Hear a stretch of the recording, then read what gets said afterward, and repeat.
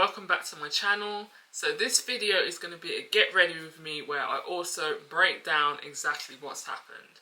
So essentially, yeah, I have burnout very badly. I know I already did a video on what it meant to be burnt out and how that's been affecting me and etc, and what I did to try and recover. But the thing is, you don't recover from burnout in like 2 weeks of going to Jamaica. You know, it doesn't work like that. My whole system has completely crashed. I have been having like a whole health episode thing that I already referred to before. So my biggest problem is that I spent a lot of time trying to like lose weight and trying to get fit again and everything like that. I've gotten a lot fitter and I've lost a lot of the weight that I gained towards the end of the year. Now we're in mid-2026. I am getting back into Muay Thai again and that's going great. But let me tell you something, my body has been crashing. So everything that's been happening with me, I've had the lethargy, I've had the fainting spells, eye bags have gotten huge, I've been looking anemic. I was anemic on a blood test and the doctors did not tell me I was anemic, they just said it was normal. Then I looked at my levels and said, no, I am anemic. I've been taking iron ever since. Every time I see my family, they tell me I look pasty and I look pallor. My body has just been sending all of these SOS signals on repeat for the past year or so, and because I was just too busy trying to complete my masters, trying to secure a job, trying to not go underground, trying to, I don't know, enter this law field, I stressed myself out way too much, and 2 weeks in Jamaica was not enough to cure all of that. Being unemployed does not cure burnout when you are worried about where your money is coming from. So it wasn't until I started my job at this law firm. So I worked for a very good law firm. It was one of my top choices of law firms to work for, actually. I adjusted to the job, did my training, and then my system began to crash very quickly. The good thing about actually having a wage and having money is that you can go to the doctors, you can go privately, you can go to these extra clinics for different things and get your health sorted. When you don't have the money all the time, all I do is burn myself out more when I get sick. It's like I'll push myself. Oh, I'm getting sick, I'm getting tired, I'm getting fatter, and I'm broke. I need money, and then I spend all of my time just trying to apply for jobs, trying to get places, trying to network, looking at LinkedIn, looking at Indeed, doing all of these things and updating my CV on repeat. That's all I was doing when I was unemployed, because I did not want to have to move back to the family house. That was something I dreaded the idea of having to do. But because my circumstances are a lot better at home than they were last time I lived at home, it has been reasonable for me to recuperate. And because I now have a job, I plan to move back out sooner or later. I had fainting and dizzy spells. I was getting triggered anytime I had a bath or I moved too quickly. Or I stood up too quickly, the room would just move on me, and all of those things that kept happening, I was just powering through it, because I've had spells like that before when I was a teenager, and I had to just power through it back then. So I just continued to do so now that I'm facing 30, and I thought to myself, well, I don't have to just power through health issues anymore. You know, I think it's a typical thing as well, you know. I was raised by a strong Caribbean grandma a lot of the time, and she always taught me, you know, if something happens, you just push through, and in a lot of instances, my family weren't always considerate of my health issues when I was growing up. So even though I've done the most to look after my health in theory, I still push myself often to the point of burnout, and I don't realise that. So now that I've got money and I've been in therapy and I've been actually reflecting on who I am as a person, now that I'm not just 24/7 looking for a job anymore, I've come to realise that a lot of my burnout was from being in higher education for so long. So I was in higher education obviously from 2018. That's when I started doing my law degree, and I also was going through a bereavement at the time. So imagine like one of your favourite family members has just died and it's like A levels results day, and you find out you're getting into your top university of choice and somebody's dead. So I completely had like a breakdown back then, and I was just really anxious all the time. And I obviously had to just plow through it. Like, I tried to get help for it, and my doctor was just like, "You're a young girl. All they're gonna do is put you on meds, so just power through it." I had counselling at the uni, and I feel like a lot of the counselling was just kind of focusing on like, "Oh, you made it into this good university. Isn't that great? Isn't that great? You made it into this great university. You've got such a good character. You're so confident. I'm sure you'll pull yourself up eventually. Trust the people around you. Everybody's, out to help you. People are great and they'll support you, blah, blah, blah." And it was just a bit like that. And now that I look back, I think a lot of my mindset was born from that particular time period in my life. And that means that I just like push through everything. And I don't sit down and just like, if I'm sitting there doing nothing, in my head I'm just wasting time. Like, I might watch something or read something, or I'll go out or research something, or I'm always doing things.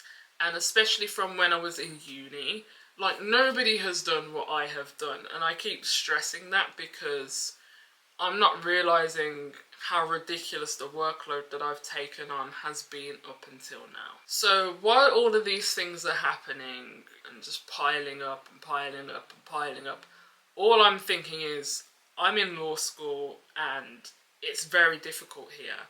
And one of the first things they did was have this, like an orientation or something for black students. And as I was in that orientation, they brought up one of the stats on the whiteboard, and it said something like, Caribbean students are more likely to drop out than any other group. We're also least likely to even get into university, to attend university. And it was like, wow, it's that pressure, I guess, when you are there. Like, I was there thinking, there's not many black people. And then now you've also added me being Caribbean, and then as I'm talking to everybody, I can see that clearly nobody's working class. And it was just all these things, and I'm realising all the institutional barriers that are there in place. And, my family members just died, and I'm kind of mentally freaking out all the time anyway because of that. And it's like I didn't know what was wrong with me at the time. Like, I've always been pretty stable mentally, but I had a lot of anxiety. After the bereavement, it just brought that out, I think.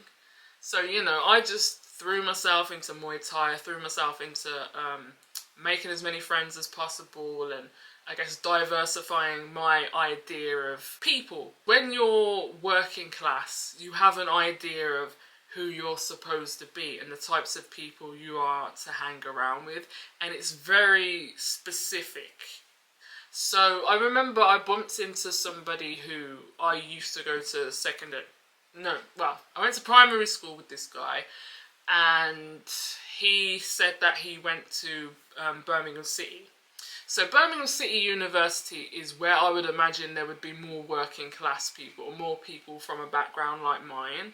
But even he said that he didn't really get along with people there because there were too many posh people. And that was Birmingham City. I went to UOB in Edgbaston. Like, everybody was posh there. So I'm thinking, this is a guy who was quite popular and well liked or whatever back in school. he couldn't get along in BCU. Yet I seem to be getting along somewhat in UOB.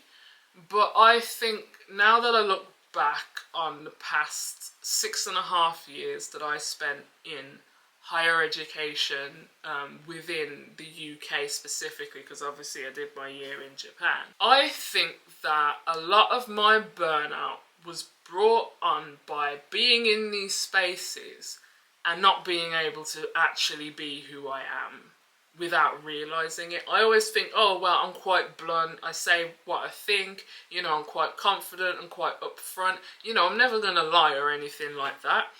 But it wasn't until I started meeting more people recently from Birmingham that were from backgrounds like mine, and I hear the way that I speak changes. You know, I hear the Birmingham dialects, I hear the patois, I hear the little references to stuff that other people are going to understand. You know, I've felt very lonely in higher education for so long, and I was never sure why. You know, and when I went through that bereavement, they always said that the way to cure your bereavement is to trust the people, you know, around you. Find some safe anchors, and then you can move on. But one thing that I didn't realise is that none of the people around me could be safe for me. And it's not necessarily because they were all bad mind, even though obviously I've met quite a few bad mind people who I could do some story times or whatever on some of the characters that I've come across in my life. But I just have a lot of life experience that my peers don't understand. And because my peers already expect to go through life having that kind of support, and I'm not just talking about financial support, I'm talking about the fact that even that I went to university in the first place was controversial. Nobody where I'm from really wanted me to go to university. Everybody said, why not do an apprenticeship? You don't need to go to university. You could get a good job because you are smart. You don't need it. So me going to university, nobody helped me get into university. Nobody helped me get into KO when I had to do all the visa applications that everybody says are really hard to do. They were hard to do, but I did that all by myself. My old GP tried to sabotage me when I wanted to go because they wouldn't sign any of the forms I asked them to sign in time. I had to fight against my GP. I had to continually push people. I haven't had any practical support when it comes to careers or anything like that from people who know me personally. You know, that's why when I go to networking events, I will ask all the questions that I have in mind to the people that I'm attending these events to see. And the reason for that is because I understand that there are not many people who are from where I am from. And with the way that I've mentioned in my last video, the networking events tend to go, a lot of them, especially now, are kind of implying that people, especially black people from non-traditional backgrounds, our failings are on our conduct in a lot of times. We're always late, and we always are rude, and we don't know how to conduct ourselves in professional settings. When these schemes now introduce these additional courses, and I see that they're giving us courses on timekeeping, on manners, and how to look professional, I find it to be quite condescending. I do think that there are barriers in those topics, I guess, for working class people, because what we have as acceptable tends to be different to what is in corporate, to what is in middle class circles. However, it's also the fact that your peers do not see you and do not support you if you choose to go into those professional routes. You know, people might support you by saying something like, oh, you're smart. You know, if I catch a case soon, you're going to be my lawyer. Ha ha ha. Nobody has any practical advice for you. You have to figure it out on your own. And my peers were raised thinking that that was where they needed to go. And their parents obviously provided for them. They gave them better education and circumstances so that they could go to the top universities. That's the point. I didn't have that foundation, and a lot of us don't have that foundation. So when my peers meet me and they see me going above and beyond doing X, Y, and Z, trying to get into, you know, these different internships, and I've travelled here and I've travelled there, and then my temperament is different, very bold. I'm not always seen as the typical, you know, quiet conformist type of character, just generally. And in these circles at university, everybody's quite reserved. They're quite well behaved because they're doing what was expected of them by going into education. And it started to click for me recently that every time I go into a room in these circles, I'm always the most colourful, the most outspoken. I've got the most personality a lot of the time in these rooms. And I'm not saying that to knock anybody, but I'm just saying that the reason that I was able to get out of my circumstances is because I have those traits. Meanwhile, they don't need all of that, you know. So I often look very exciting, and everybody wants to talk to me and everybody wants to get to know me, at least on the surface. And then when I'm struggling, or when I need support, or when I need advice on things, I always think, well, my peers would know what to do because, you know, they've probably already done what I wanted to do at other stages in their life. But I often realise that that's where the disconnect starts, in the difference between being acquaintances with people and having actual friendship. So I made a lot of friends throughout my undergrad and my postgrad years, and I've had a brilliant time in higher education. But I think my burnout was caused by that loneliness that I've always felt and that I've always tried to tackle. I've done so much, I think, to combat that feeling of isolation, and I thought that it was because my bereavement, it makes sense. You know, a family member who I adored passed, and I don't really have many family members that I adore. So you've taken away, it's like you've taken away one of the people who would have been really happy for me. I didn't even get to tell them the news that I'd gotten into higher education and everything like that. So then, that's why I'm lonely, it makes sense, right?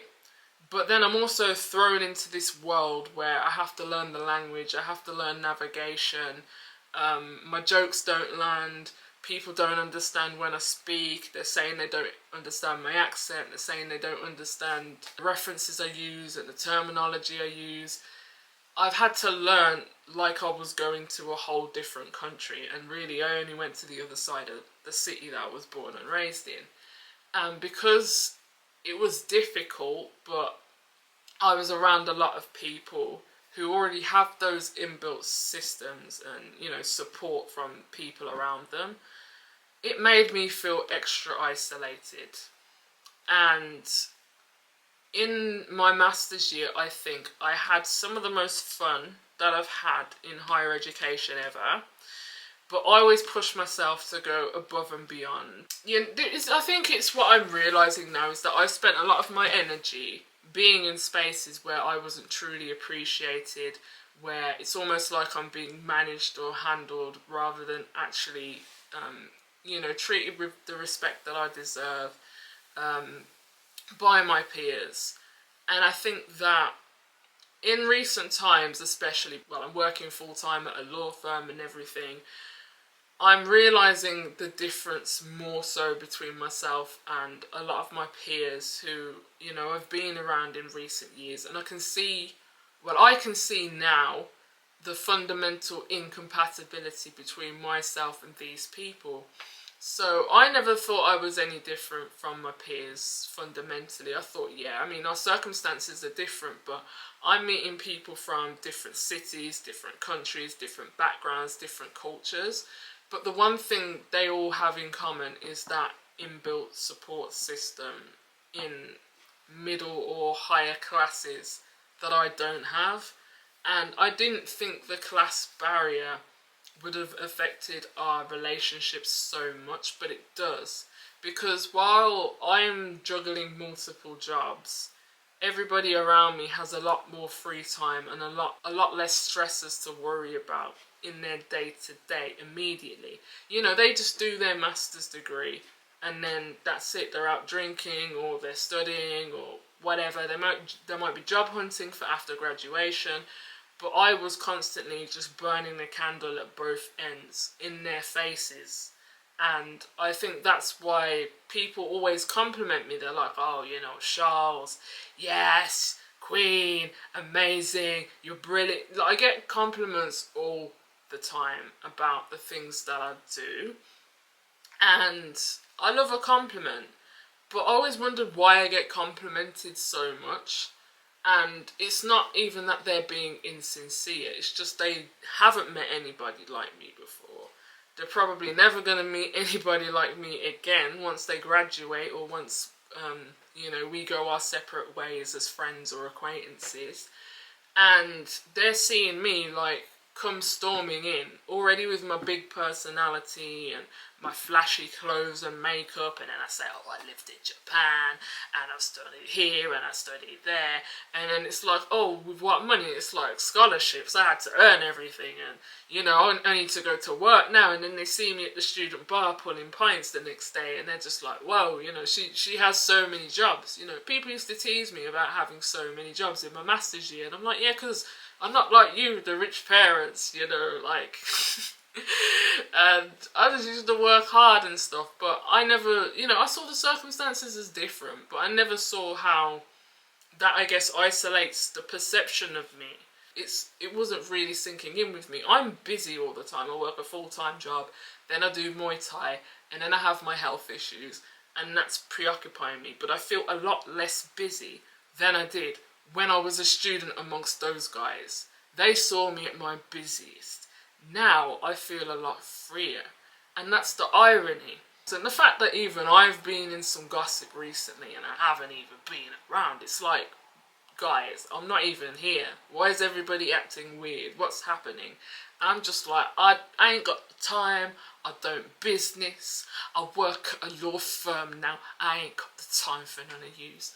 And I just dip, but I'm like, why is it always that my friendships seem to be weird and skewed, and then I think it's because of that. It's who I am as a person. Like, if I met them out on the street, think about it.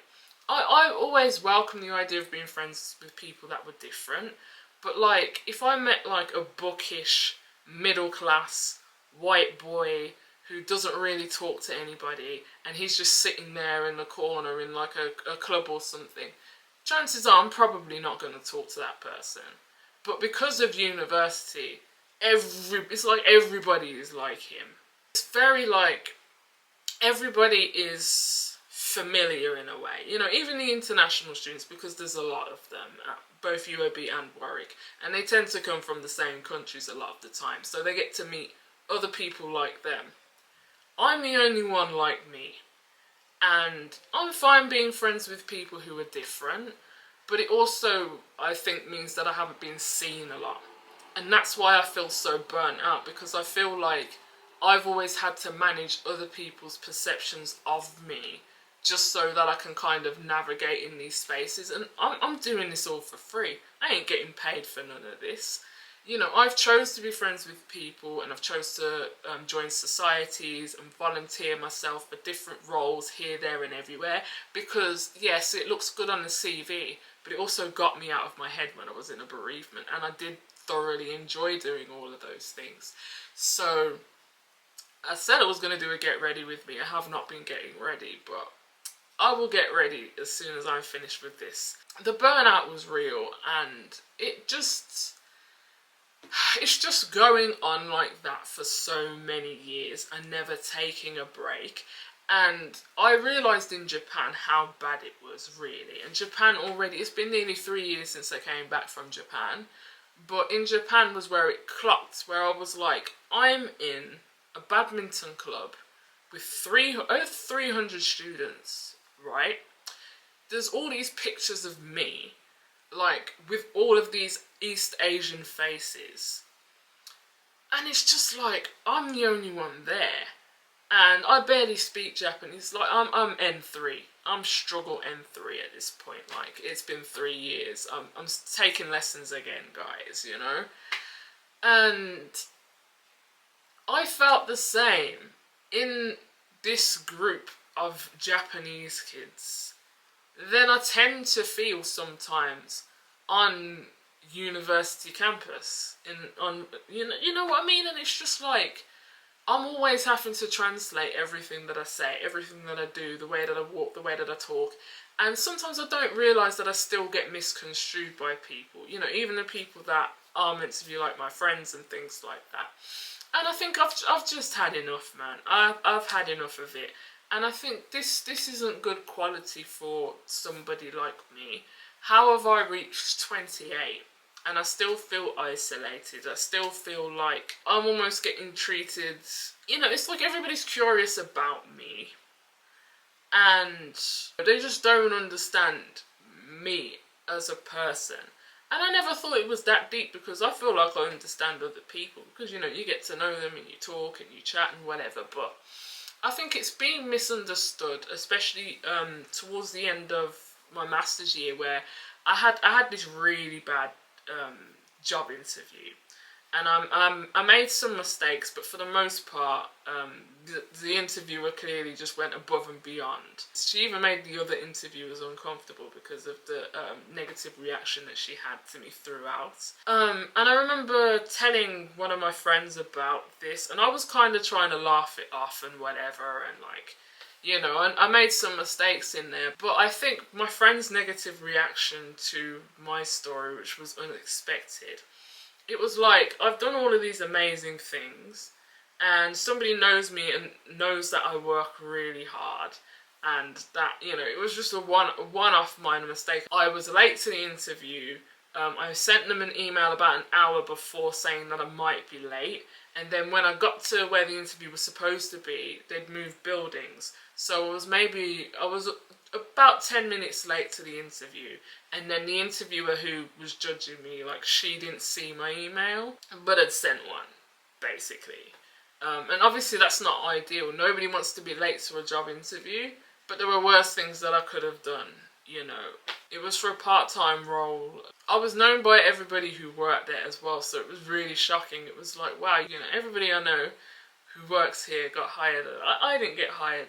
I got quite a bad reaction from that woman that interviewed me. That's when something switched in me, where I realised that a lot of my efforts are always going into the idea that I need to look as well presented as possible so that, you know, when opportunities come up, people remember me and they'll put me forward for things, and nobody thinks of me and thinks, oh, you know, Shoal, she's great, you know, she's great to go out for a party with, and, you know, she always does the makeup looks and whatever, but nobody actually takes me seriously on a professional level. So that's the reason why I went above and beyond, I guess, doing things, and that was always in the back of my mind that, like, you know, university's fun, and I get to have fun, and I get to meet loads of people and do a lot of things, but at the end of the day, I do want to have a career after. You know, my brain wasn't somebody who I think was built for just being in the university. I think there's different types of characters you meet at uni, and I find that the people who are a lot more bolder, who are a lot similar to me in terms of what I like to do and my temperament, they tend to be the people who go into uni, do the 3 years, maybe the 4, and then they get out and then they don't really think about uni again. And, you know, they have the great careers and they're travelling and they've got their partners and their cars and their houses, and people with my type of character I think tend to do that.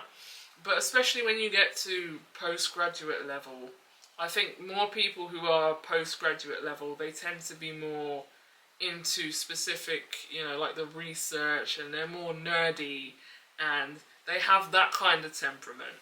And it's not that I don't get along with people, but I think that I have had to just accept that I always walk into the room and I'm not necessarily gonna I find people who I get along very well with, but I'm probably not going to find people who can, I guess, be my people. And I've been in this space where I'm around people who aren't my people for a very long time. And I think after the years of getting to know people, you know, letting people get to know me, being very sociable, it just felt a bit like I was having a revolving door of, nice to meet you, I'm Charles, I studied law, I want to be a lawyer, I'm now doing this, how are you? Over and over again with different people, and I was getting tired of it. Naturally very extrovert, but I don't want my life to just be a revolving door of people, a revolving door of circumstances, where I can't just be stable and grow something for a while. It's like every year it changes, it chops, and I was getting very tired of it, and I was getting very tired of being around people who don't know me. I just said I don't want to do this anymore. I think that's the mistake that I made. Well, I wouldn't call it a mistake, but the irony of that person who went to BCU from my primary school is, because I got into BCU as well, I did consider taking the BCU place initially because I always thought, well, BCU is going to have more people that are culturally and socially like me. I already went to a majority white school and felt very isolated, and I didn't really have the best social life or the best support or the best friendships growing up. So it would be nice if I could actually be around people who were like me, and I could just relax for a little bit and not feel like I have to adhere to anybody. I didn't like the idea that I was so culturally isolated all the time. I tried very hard to learn about my culture and my background, and especially about things when it comes to being black and whatever, but I always done that on my own, and that's why I am the way that I am, and that's how I burnt out. It was continuously pushing myself into these social and professional environments where I didn't really feel seen, where, you know, I come across as an inspirational character rather than a friend to people, and it was just wearing down on me, and I became so used to it that I wasn't seeing that my environment was looking like that. You know, it's like you put one foot wrong, even when you haven't done anything wrong, and all of a sudden they will just snatch that inspirational label off of you and you just get dismissed or discarded. I wasn't necessarily drinking the Kool-Aid at university. I was pretty aware of the fact that I was different, but I didn't want to have a problem with being different. It was just the way it was. I mean, I think I'm very lucky to have some of the friends and the support that I've had in these past years. I mean, one of my friends gave me a pep talk recently, and it was lovely. You know, my friends are saying to me if I need a rant, you know, I could have a phone call. My friends who come up to visit me sometimes, you know, who I've known for years, and it's always welcomed, and I'm always very happy that I've been able to keep those people around me. But I didn't realise that the isolation I felt wasn't one that's common. My isolation was kind of unique to my circumstances, and not many people were in my circumstances. I blame myself a lot of the time for these things and just kept trying to push and trying to push and trying to push, but then eventually you realise that it's not sustainable. You know, I can't keep pushing myself to have 1,000,001 jobs, and I can't keep pushing myself to volunteer for this, that and the third, and I don't feel really seen for the efforts that I've put in, and that was affecting me, you know, in my body. So I was doing things like fainting and getting dizzy and passing out and just being in a lot of pain all the time. And as I'm getting older, I don't like it. I didn't like it when I was younger, and I don't like it now. You know, everybody expects Queen Charles to come in and she's amazing. She knows she's got a law degree. She knows she's done a TED talk. She lived in Japan. Blah, blah, blah, blah, blah. You know, all of these things around people who don't do those things.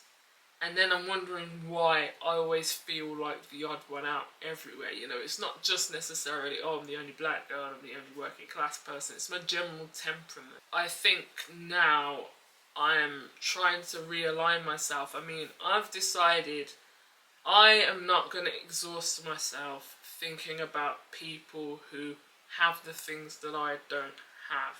Because when things go badly for them, they have a whole system of things to support them and to help them get back on their feet so that they don't spiral. If I spiral, nobody is going to pick me up in the same way. Nobody can pick me up in the same way.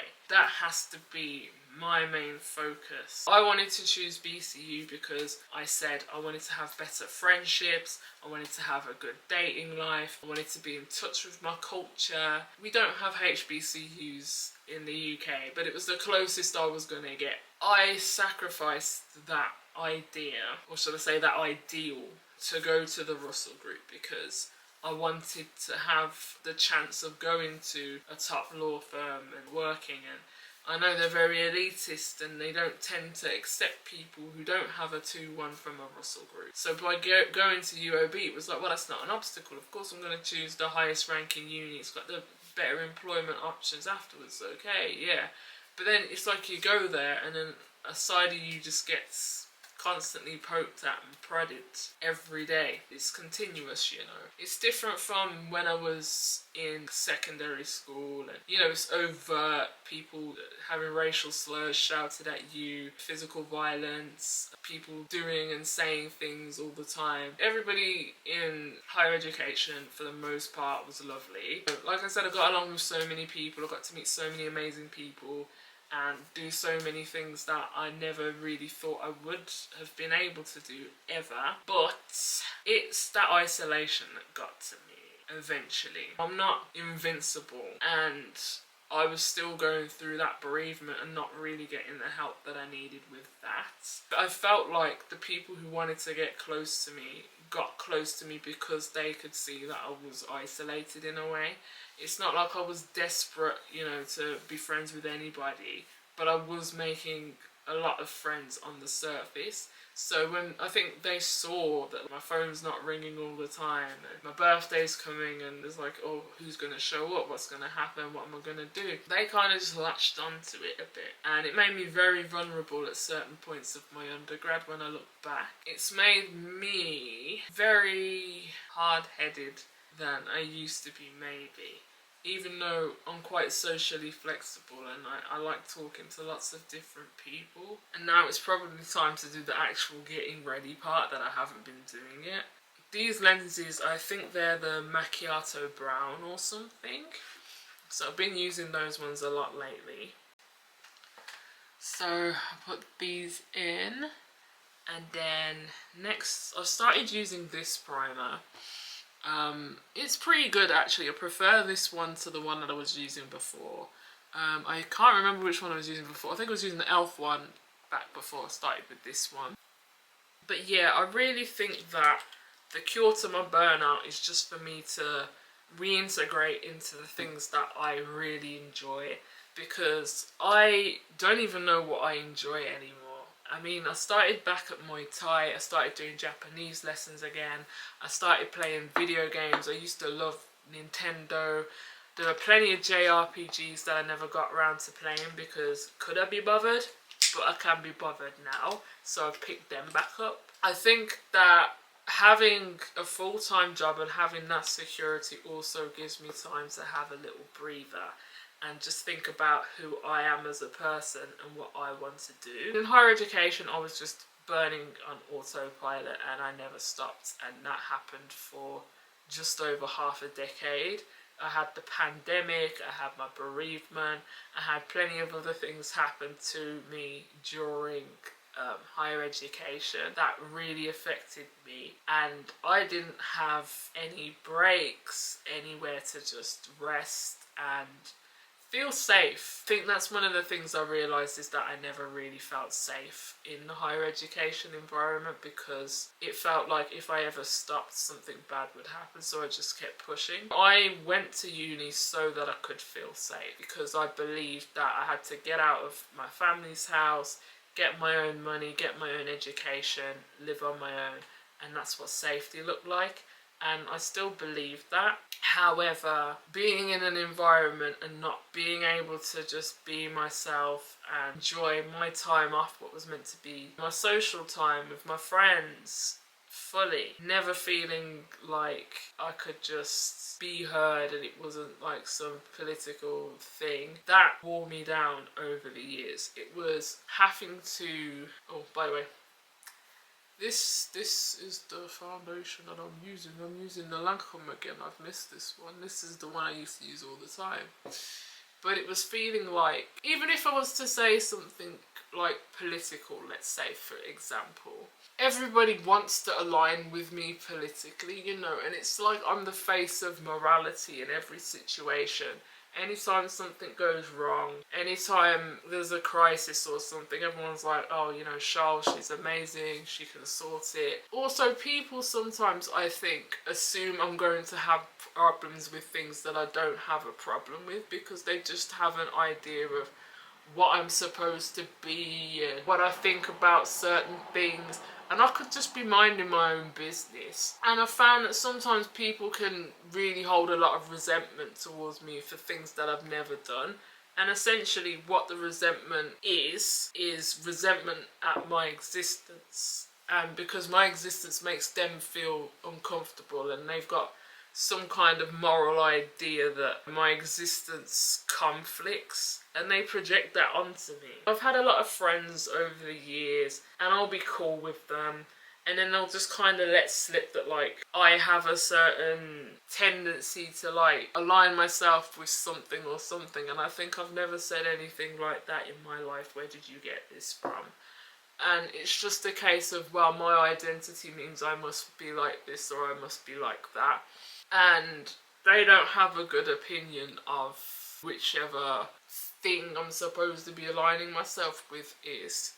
And even though I've never said anything, they will just look at me and have that hidden animosity just building up. And then one day it will just come out and I'm like, bro, I've known you for several years. And most of the time we just meet up and, you know, we'll drink and we'll chat. You know, we're very friendly. I don't know where all these assumptions are coming from. And then it's almost like I get blamed for other people jumping to conclusions about me when I've never said anything for them to think that. And having a lot of my relationships kind of seem that way, where people don't actually get to know me really. They just want to be around me for, it helps them believe something about themselves if they're friends with me, or they think they get a benefit to being around me because I'm so sociable, or whatever else they get out of being close to me. They're not there looking at me as a person. And I think I've dealt with quite a lot of that in higher education, and I've wondered why my quality of friendships has been so weird. It's like I find that a lot of these people tend to be quite weird towards me. It's like the friendships will just have a sudden end that they've decided out of nowhere, and it's almost like, wow, I just served my purpose for them, and I wasn't aware of what my purpose was supposed to be in that friendship. And a lot of my friendships were like that. So I'll suddenly find myself, if I'm especially around a certain group of people, you know, we get quite close and I become quite good friends with people. They'll either turn on me and start trying to mistreat me so that obviously I don't want to be there anymore, or all of a sudden they'll just pull away and I'll be wondering why they're pulling away from me. And then they don't really do this type of behaviour to anybody else. And I realise it's because I serve a purpose with my identity. It just gets to that limit of either they can't tolerate me anymore, so they just get rid of me because they've got what they needed from the friendship, or they'll get frustrated that I'm not the person that they expect me to be, so they'll almost start lashing out at me. That's what makes me feel very isolated when I look back at a lot of my friendships with different people. I look back now and I think a lot of people just clung to me because, like I already said, I didn't really have a particular specific group that I belonged to all of the time. I wasn't part of a specific tight-knit social group always. A lot of the time I just made friends with individuals, or I'd join new groups and look for new friends and things like that. Sociable. I was very happy to always meet new people, but they had an idea or like a role for me to serve. Once I'd either done that role or failed to do that role, they switch up. And that's why it's been very difficult for me, I guess, to have those proper relationships. You know, they never last, because either the other person will turn a bit weird towards me, or there'll be like a change. You know, they'll make another friend who fits that role so that I get discarded, or I move somewhere or something. And I've always tried to keep in contact with my friends, even if there's like a geographical distance. I don't think that the distance is that much of a problem a lot of the time. I mean, I think it's also because of how I grew up. I was used to not seeing my friends very often, especially with my illness.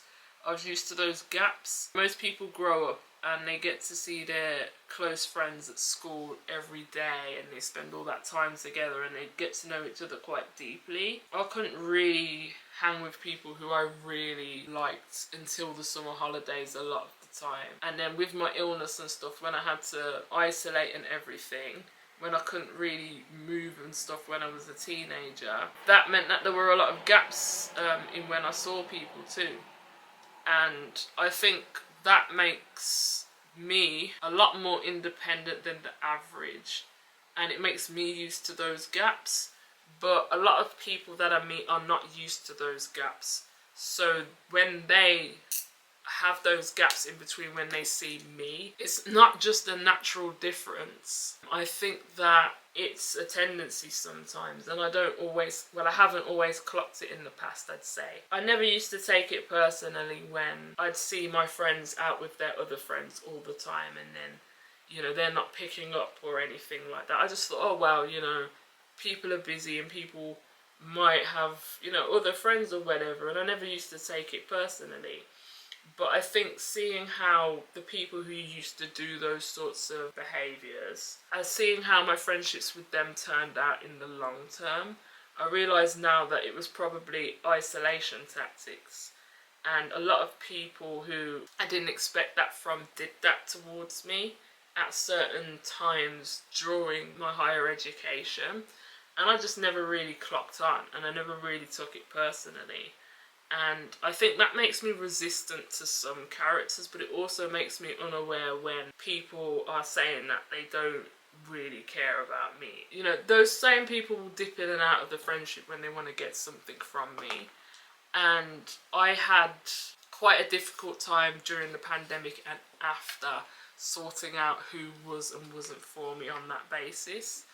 I think that this year especially, I just said that I don't really care anymore once people started to be weird towards me, because I know I haven't done anything. I haven't been doing anything except working a full-time job, and I think that's the thing that I failed to notice. I'm doing a full-time job. I'm just getting through everything the way that I'm supposed to. And when I come back and see that people are acting distant or weird, I think, well, I don't really want to spend my adult money, what I earn, going out of my way to stay in community with people who can't even have an honest conversation with me. And I think that's also about my temperament being different from others as well. Some people don't confront things head on like I can very easily. And I don't really have the patience for those types of characters. So I'm seeing some of my relationships, even though nothing has happened, fizzle out just because, I don't know, they're being uncharacteristically silent. And then when I have tried to start a conversation with them in the past, thinking nothing has happened, they're kind of acting a bit distant. So I can't be bothered with that. I really can't be bothered with that at my age, because I don't work a full-time job.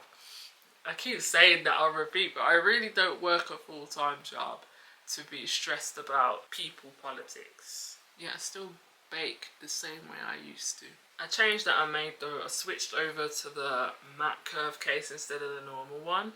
And I do like it, but I think that the coverage is kind of different. I feel like I have to be a bit more intentional when I'm you know, to get it on the brush compared to the standard the standard curve case.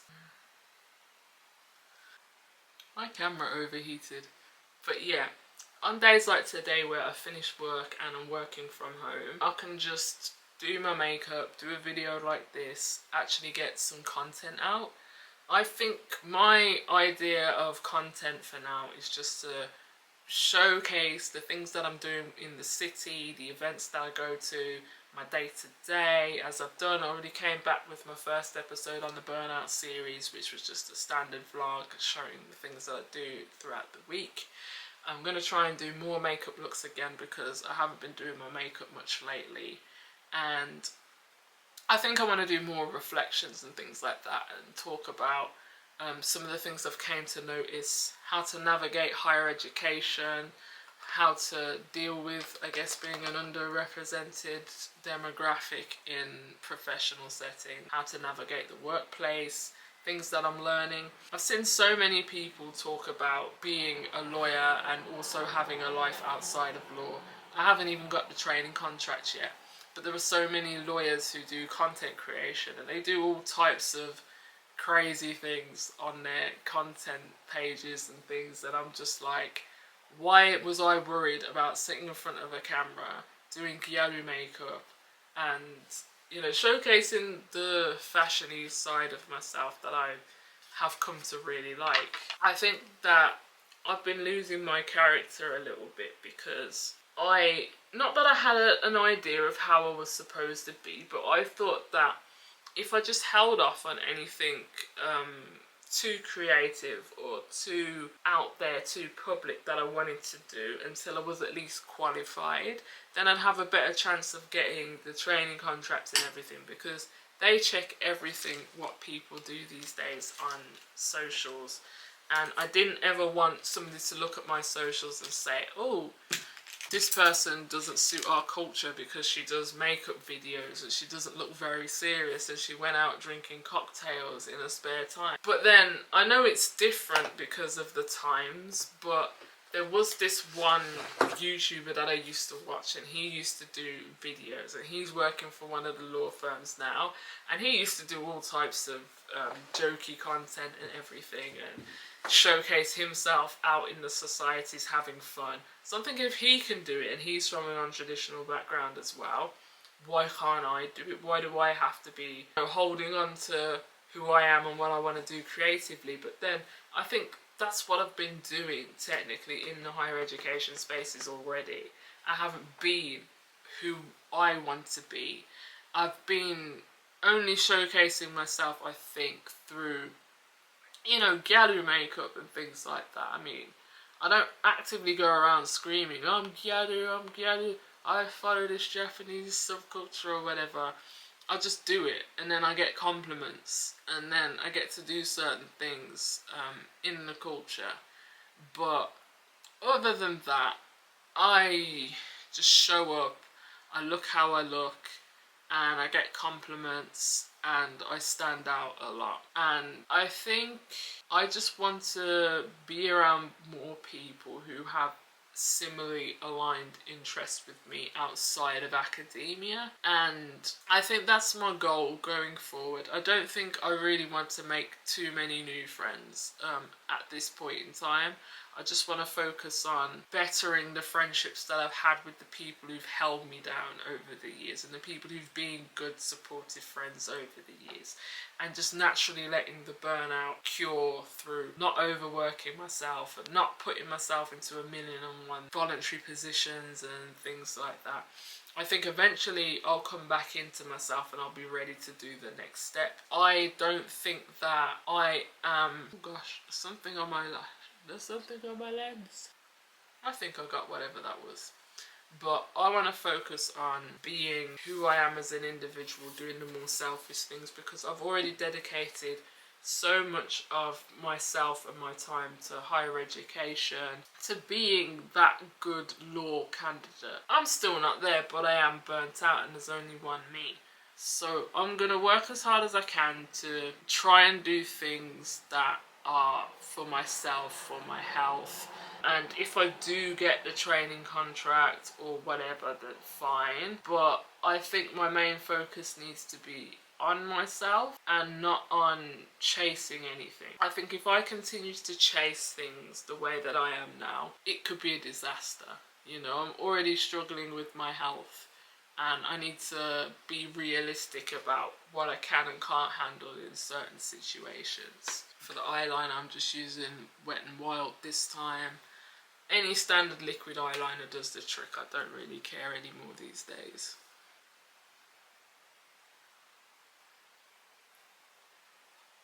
I'm also going to do something a little bit different to my makeup. I'm going to make it more nut specific. So I'm going to try to put some like colourful glittery eyeshadow where my underline normally is. One of these. I should use a different brush, but I can't be bothered. And I'm going to like plonk it down here. And then, oh, that's not dark enough. That's not dark enough. I need a darker one. Okay, I'll use the same one that I used for the top of my eyelid, and I'll just plonk that there. Okay, that is dark enough. And yeah, I should have used a different brush, but yeah, I kind of like that. I think I look alright. There are so many things as well that I want to experience that I haven't been able to experience because I haven't had the money to experience them. And seeing my peers able to do those things at a much younger age than me, it's not that I think I'm too old for things or, you know, I'm behind or anything like that, but you know, you're only young once, right? And time is not promised, so I want to make sure that I do those things that I want to do. I still haven't been on a girls' holiday yet. I mean, my friend and I are planning a trip which should be really nice. I would like to go away more with my friends rather than going on solo trips or going away with my family. I think I get really annoyed these days when I go away with my family because they're not like me in the things that they enjoy doing a lot of the time. They're just very low-key. And, you know, I'm not going to be who I am with my family that I'm going to be with, like, my friends. And, you know, I'm always in situations where I have to be considerate of others, I think. That's what has been weighing down on me a lot. And I just don't want to do it anymore. I want to be out with my people who know me, who get me, who I don't have to code switch and consider my words for every time I do anything. And I just want to have a good time, you know, I want to turn up, I want to use all the extra energy I have, and then I just want to collapse. You know, I don't want to collapse because I'm burnt out, I want to collapse because I've tired myself having a good time. I don't think I get to do that so much anymore, and that's what's bothering me. I spend a lot of time and money trying to find my enjoyment in things, but I do need the right company. And I think I made some good friends at Warwick who I hope to keep in touch with, who I will be catching up with soon. But a lot of the people I think that I was around the most, I was the least aligned with. And the cracks are really starting to show, because I go off and I get a job and I'm still exactly the same as I was before. I don't know. I just think that having, you know, taking yourself away from a place for a while and then coming back and somehow you're in like a gossip or something and you haven't even done anything, you haven't even said anything to anybody, you know, it's just really annoying to deal with, and you just don't really want to deal with it. You just kind of roll your eyes and think, I'm a grown-ass woman. I've probably got grey hairs if I check my scalp. I don't have any wrinkles because black don't crack. But, you know, I'm a grown-ass woman. My camera keeps overheating and it's getting on my nerves, but I'm not really doing much except for putting my eyelashes on at this point anyway.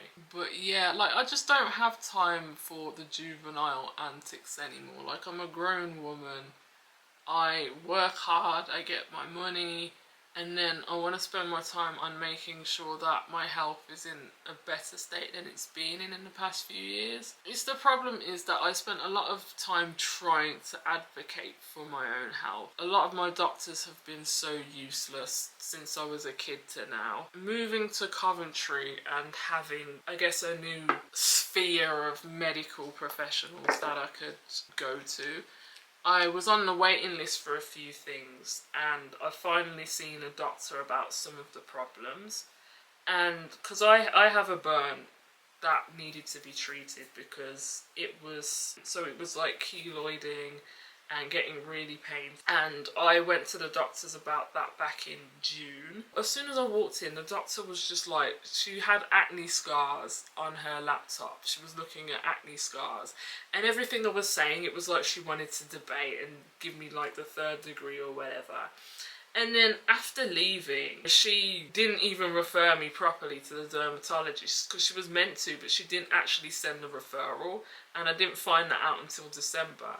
So, you know, they apologised to me and everything and got me referred. So I'm finally seeing a proper dermatologist that I need for my burn scar. And the dermatologist was actually really helpful. He told me that he saw all of the keloids I got, like even from my piercings and everything. Which is brilliant. My scar has gotten a lot better since I've gone to the treatment, but obviously the treatment isn't nice. It's like having needles shoved into your chest, and I was really woozy for a while after that. Like, I was already prone to fainting, and then I'm getting needles shoved in my chest. I guess it's positive because, you know, it's a doctor that actually took me seriously without me having to fight him. You know, he offered to help me with my other keloids as well, which is brilliant. It means I can get them sorted. It's not that debilitating, but a normal life where I'm not walking around and having something that's causing me pain and issues. But yeah, I like my eyelashes. They look quite nice. You know, I'm trying to buy the MAC chestnut one, or I was trying to buy it. And then I saw somebody like say that there's no point in buying the MAC lip liners anymore. So I was thinking to myself, wow, everybody's saying that there are better liners on the market now than the MAC lip liners, and I actually was going to buy one. So there's not really a point in me splashing out on it if everybody's saying to get the other ones, but I don't know. I might still, just to say that I've tried it. But yeah, that is pretty much my makeup done. I need to use a setting spray on it, but that's basically it now. These are some brand new Hello Kitty earrings, what I had recently but never opened, and I decided to put them on today actually, and I completely forgot that I was wearing these at work. And then the only thing left to do is to take the twists at the front of my head out, and then I should be ready. But yeah, this is my makeup finished, completed. I think I do look a little more nuts than egg with this kind of makeup. I'm really liking the glittery eyeliner under the eye. I might keep that. But yeah, that's everything for my burnout update and my get ready with me for today. I am going to go and check the polls to see if the vote count has finally updated for my area, and then I'm going to do some things. But yeah, thank you for watching this video if you watched it all the way through and you heard me rambling about my personal issues and burnout. But yeah, if you haven't already, subscribe if you want to see more, like the video if you like the video, and thank you. Not gonna lie, I didn't really like the way that my video ended, so I had to add a couple of things. When I look back, I think that the best way I can describe the 6.5 years in higher education that I spent was a humiliation ritual. And that's not because I didn't have a brilliant time at uni, or because everybody was terrible, or because I believe I wasted those years, but it's just that the system is designed in a way that kept pushing me to the point where stopping just meant that I would go under, and if I was to keep pushing myself, then eventually I would break. And yet I was told that I wasn't ever good enough to succeed once I left. I saw being unemployed after leaving university as an ultimate failure, so I was never really present because I was always in survival mode, just trying to make something happen. I didn't work so hard to get in and achieve what I had just to end up with nothing at the end of it. I wasn't trying to peak in university, you know what I mean? I think under any other circumstances, uni would have been a lot healthier of an environment for me, but even though I would say I had the best experiences of my life there, looking back, a lot of it was performance, and a lot of it was spending years in environments that were long-term detrimental when really it should have been short-term. That bereavement that I went through set something in motion. So I just kept moving and I just kept achieving things. And he never got to see any of those things, what I achieved. But I think maybe that was the last gift that he gave to me. So going forward, what I want to do is I want to spend more time not just working myself to the bone, but getting back to myself, doing the things that really bring me joy that I've learned about over these past few years. I would have never gotten into Muay Thai if it wasn't for university. I would have never gotten to achieve my dream of studying in Japan if it wasn't for getting into university that I've gotten to. And I wouldn't have met some of the amazing people in my life who have supported me throughout the years if I hadn't gone to university with them. So it's just about balance, I think, and my bereavement and the other circumstances pushed me into imbalance for way too long, and I deserve better than that. And I think my recovery journey is going to be brilliant, and I can't wait to showcase that on this vlog.